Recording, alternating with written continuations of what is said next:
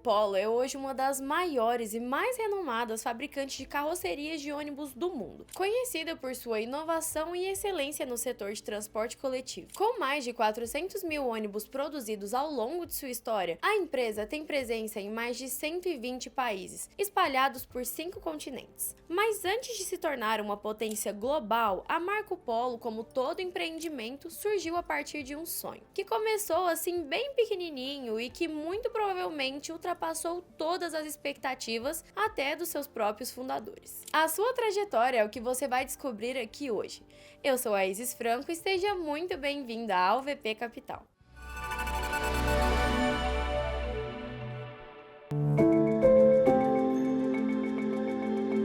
A história da Marco Polo começa em 6 de agosto de 1949, na cidade de Caxias do Sul, no interior do Rio Grande do Sul. Na época, Caxias do Sul era uma pequena cidade com menos de 50 mil habitantes, situada em uma região montanhosa, que a princípio não parecia ser o local ideal para abrigar uma indústria de grande porte. No entanto, foi ali que Dorval Nicola, o mais velho dos irmãos Nicola, decidiu abrir uma oficina de chapeação e pintura de caminhões, junto com seus irmãos Nelson, João e Doraci Luiz Nicola. Por esse motivo, inicialmente, a empresa foi batizada de Nicola e Companhia. No mesmo ano, Paulo Bellini, um jovem de 22 anos que havia recém concluído sua graduação em Administração de Empresas em Porto Alegre, foi convidado pelos irmãos Nicola para se juntar ao negócio como sócio. Bellini era vizinho dos Nicola na rua 18 do Forte e viu na proposta uma oportunidade perfeita para aplicar seus conhecimentos recém-adquiridos. Ele aceitou o convite e assim nasceu a Nicola e Companhia Limitada, que além de funcionar como uma oficina, passou a se aventurar na fabricação de carrocerias de ônibus. Os primeiros anos da Nicola foram desafiadores. Nem os irmãos Nicola, nem...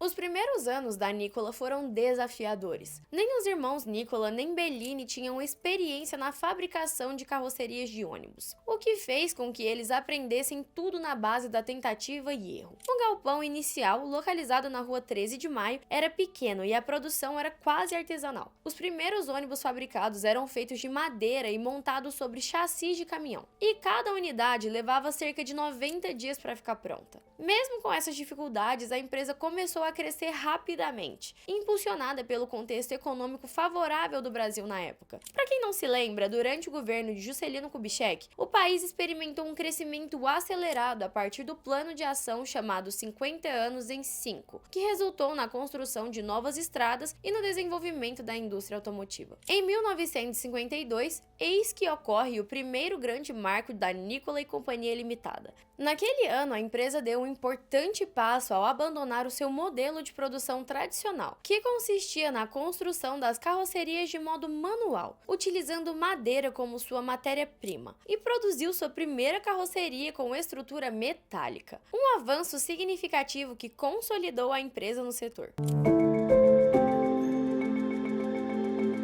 O sucesso das carrocerias metálicas fez com que a Nicola expandisse suas operações. Em 1957, devido à crescente demanda, o pavilhão de 2 andares e 290 metros quadrados, onde funcionava a sua sede, já não suportava o fluxo de pessoas e veículos que a empresa demandava. E como uma cartada do destino, na época o dono de um lote de 3.100 metros quadrados, no recém-loteado bairro Planalto, procurava por empreendedores dispostos a industrializar a região. E foi assim que esse terreno saiu simplesmente de graça para a empresa, que rapidamente mudou suas operações para a mais nova fábrica também em Caxias do Sul. Mas como nem tudo são flores na vida do empreendedor, mesmo com o terreno não representando um custo para os sócios, a construção da nova sede e o aumento de maquinários e funcionários acabou saindo completamente do orçamento planejado. E no final da construção, o capital da empresa acabou. Para não paralisar o projeto, a saída encontrada foi abrir o capital da Nicola e Cia, que passou a ser uma sociedade anônima. Em 1961, a Nicola celebrou seu primeiro contrato contrato de exportação com a empresa de transporte coletivo Pando, do Uruguai. Esse foi o primeiro de muitos passos rumo à internacionalização, que se tornaria uma característica definidora da empresa nas décadas seguintes. A exportação para o Uruguai representou um marco significativo, pois indicava que a qualidade dos produtos da Nikola estava sendo reconhecida além das fronteiras brasileiras. Nos anos seguintes, a Nikola continuou a expandir sua presença no mercado nacional e internacional. A empresa se beneficiou do crescimento econômico do Brasil durante os anos 1960, período em que a indústria automotiva brasileira estava em plena expansão. Foi também nessa década que a Mercedes-Benz inaugurou sua fábrica em São Bernardo do Campo, São Paulo, tornando-se a primeira fabricante a produzir chassis de ônibus no Brasil. A proximidade com a Mercedes permitiu a Nikola acessar tecnologias avançadas e fortalecer suas operações.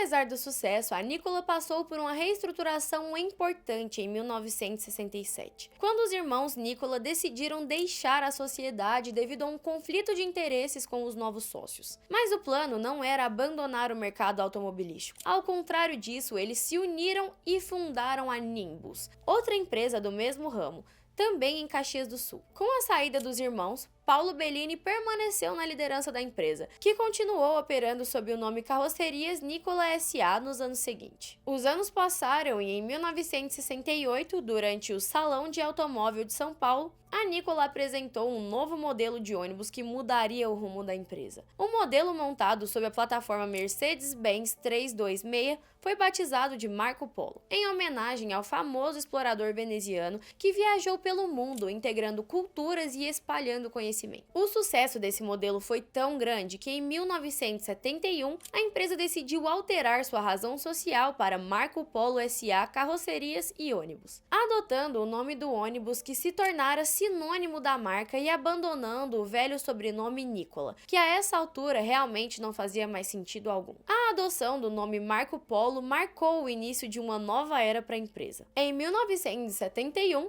Marco Polo assinou seu primeiro contrato de transferência de tecnologia com a Ensamblagem Superior S.A. da Venezuela, para o fornecimento de carrocerias em kits CKD, que seriam montadas no país de destino. Para vocês entenderem o que isso significou, eu vou explicar rapidamente como acontecia a logística da venda dos veículos nessa época. Quando algum cliente da América do Sul encomendava os ônibus da Marco Polo, era preciso que um motorista conduzisse esse veículo atravessando todas as fronteiras possíveis até chegar ao seu destino final. E olha que estamos falando de pedidos que vinham da Argentina, Chile, Colômbia, Peru. O custo da entrega ficava tão alto que muitas vezes esses clientes desistiam da compra. Agora, com esse novo contrato de transferência tecnológica, a Marco Polo conseguia enviar os veículos desmontados em peças pré-montadas, que tinham a montagem finalizada nessa fábrica na Venezuela, que logicamente estava muito mais próxima desses países vizinhos. Essa inovação permitiu que a Marco Polo se tornasse a primeira empresa brasileira a exportar tecnologia no segmento de ônibus, ampliando sua presença no mercado internacional e reduzindo significativamente os custos de logística.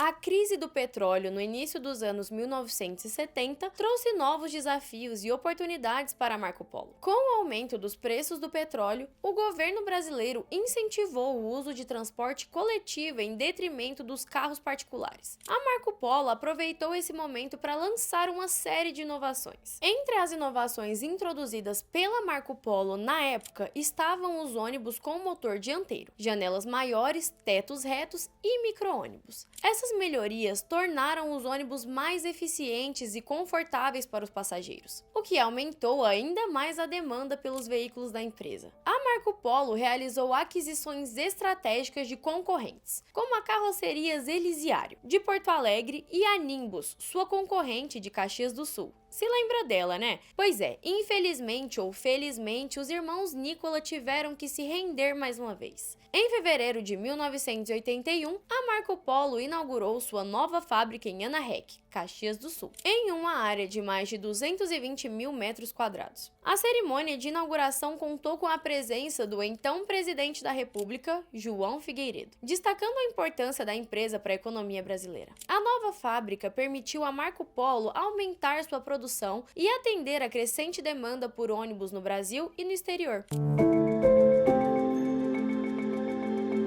Apesar do crescimento durante os anos 1970, a Marco Polo enfrentou tempos difíceis na década de 1980, quando o Brasil passou por uma grave crise econômica, conhecida como a década perdida. A inflação galopante, que atingiu 211% em 1983, e a queda do PIB em quase 3,5% naquele ano, afetaram severamente a economia brasileira. E a Marco Polo não foi poupada. A produção da empresa caiu pela metade entre 1981 e 1983. E a Marco Polo foi forçada a reduzir sua estrutura, demitir funcionários e fechar suas fábricas em Porto Alegre e Betim, Minas Gerais. Diante dessa situação, Paulo Bellini e Cláudio Gomes, diretor industrial da Marco Polo, buscaram inspiração no Japão, um país que estava experimentando um crescimento econômico extraordinário, conhecido como milagre japonês. Em 1986, Bellini e Gomes viajaram para o Japão para estudar o sistema Toyota de produção, práticas que eram completamente desconhecidas no Brasil na época. Durante 2 semanas, Bellini e Gomes visitaram 11 empresas japonesas observando atentamente seus métodos de produção. Como não podiam fotografar dentro das fábricas, Bellini registrava tudo em um gravador, enquanto Gomes tomava notas detalhadas. Ao final de cada dia,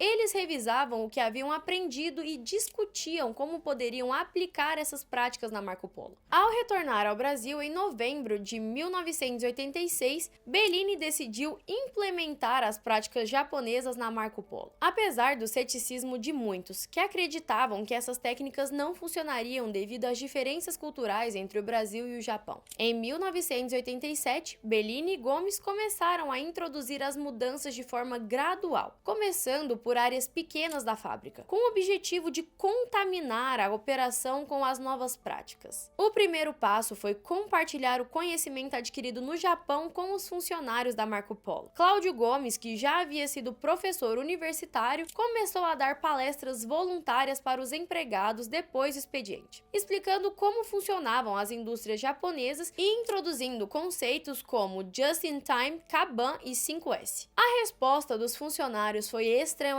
positiva e logo a fábrica começou a se transformar. Com o tempo, a aplicação das técnicas japonesas resultou em um aumento significativo da produtividade. A fábrica da Marco Polo, que já estava quase paralisada durante a crise, começou a ganhar eficiência. Houve uma mudança na mentalidade da empresa, que passou a focar na melhoria contínua, redução de desperdícios e maior envolvimento dos funcionários nos processos. Esse esforço de reinvenção ajudou a Marco Polo a superar a crise e a se preparar para o futuro.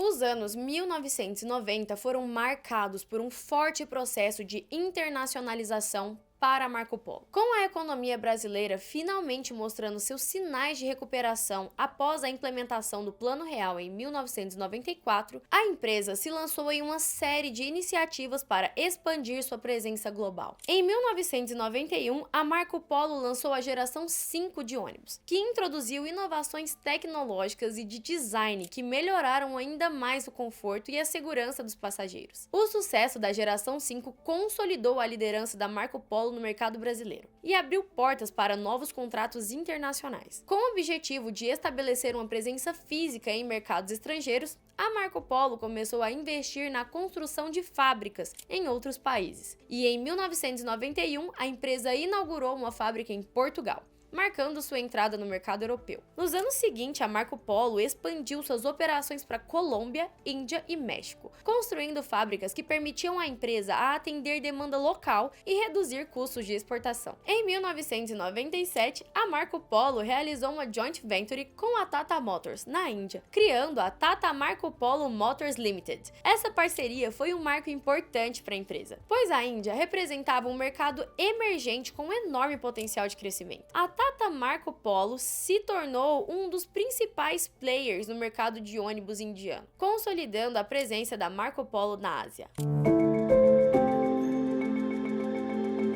No século XXI, a Marco Polo continuou a expandir sua presença global e a investir em inovação. Em 2007, a empresa lançou a geração 7 de ônibus, que incorporou avanços em tecnologia e design, estabelecendo novos padrões para o mercado. A geração 7 foi um sucesso mundial com mais de 100 mil unidades vendidas em diversos países. A empresa também continuou a investir em suas operações internacionais, abrindo novas fábricas e adquirindo participações em empresas estrangeiras. Em 2008, a Marco Polo comprou 45% da Metalpar, na Argentina, e naquele mesmo ano comprou 50% da Volgreen, uma montadora da Austrália. Alguns anos mais tarde, em 2017, todavia, ela conseguiu adquirir as demais ações da Volgreen, passando a deter 100% da australiana. Essas aquisições permitiram à empresa a expandir sua presença nos mercados sul-americano e australiano, aumentando ainda mais sua participação no mercado global. Em 2010, a Marco Polo celebrou 60 anos de existência com a inauguração de uma nova fábrica em São Mateus, Espírito Santo, que reforçou sua capacidade produtiva no Brasil. A empresa também continuou a desenvolver novas tecnologias, como ônibus elétricos e híbridos, buscando soluções sustentáveis para o transporte coletivo. Nos últimos anos, a Marco Polo enfrentou desafios tanto no mercado nacional quanto internacional. A crise econômica no Brasil, combinada com a pandemia de Covid-19, impactou negativamente na venda de ônibus. No entanto, a empresa se adaptou, diversificando sua linha de produtos e entrando em novos mercados, como de veículos escolares e rodoviários. Paulo Bellini, o visionário que transformou uma pequena oficina em uma das maiores fabricantes de ônibus do mundo, faleceu em 2017 aos 90 anos. Seu legado, no entanto, continua a guiar a Marco Polo. Bellini acreditava firmemente no poder da inovação, da qualidade e da valorização das pessoas. Ele sempre enfatizou a importância de ouvir os clientes e adaptar às suas necessidades. Uma filosofia que se mantém viva na Marco Polo até hoje. Após o falecimento de Bellini, a empresa passou a ser presidida pelo seu filho James Eduardo Bellini e André... Editor, põe o nome na tela aí que já é a 10ª vez que eu tento falar isso daí, não vai dar certo, vamos lá. Tem atuado como CEO da marca. Grande André, tamo junto. Sob as novas lideranças, a empresa continua a expandir suas operações globais. Com mais de 18 mil colaboradores em todo o mundo, a marca conta com 12 fábricas espalhadas em 5 continentes, sendo que seus veículos hoje são comercializados em um total de 120 países. Os resultados da expansão se revelaram consistentes após a divulgação do último balanço realizado no segundo trimestre de 2024. Nesse ano, a receita líquida alcançou a margem de 1,9 bilhão, o que significou um crescimento de 43,4% em relação ao mesmo período no ano passado. Ainda de acordo com o fabricante, a produção desse ano chegou a 3.998 unidades, marcando um crescimento de 32,8%. Esse crescimento exponencial que vem ocorrendo em 2024 garantiu um lucro bruto à empresa de 509,9 milhões de reais. A empresa, que recentemente comemorou seus 75 anos de fundação, vem aplicando seus esforços em unir tradição à globalização consciente. Isso, ao menos, é o que afirmou Armaganijan. Caraca! Peraí, vai de novo. Armaganijan. Isso, ao menos, é o que afirmou Armaganijan. Aê, porra! O atual CEO, ao definir os principais focos estratégicos da Marco Polo para 2024. Segundo ele, o plano é fortalecer a presença global, mirando na produção de ônibus elétricos. A proposta de entrar no setor de veículos sustentáveis vem se revelando como a grande aposta e desafio da empresa. Esse ano, a marca lançou o seu primeiro ônibus elétrico com chassis próprio, projetado para oferecer soluções de mobilidade urbana e intermunicipal. Esse novo modelo, além de focar na eficiência energética, por possuir motores que contribuem para a redução de emissão de poluentes, também foi construído utilizando materiais recicláveis e duráveis. Em outras palavras, a grande aposta da empresa é sim se consolidar como uma desenvolvedora de tecnologia automobilística sustentável dentro do mercado de veículos de grande porte. Finalmente, não é mesmo? Parece que a indústria automobilística se ligou que a sustentabilidade não é só mais um modismo do século, mas um fator determinante para a sobrevivência das marcas dentro dessa indústria. Mas olha, 75 anos de história em 15 minutos de vídeo não é mesmo uma tarefa fácil. Mas se o que eu te contei aqui hoje te ajudou de alguma forma, eu te peço que você curta esse vídeo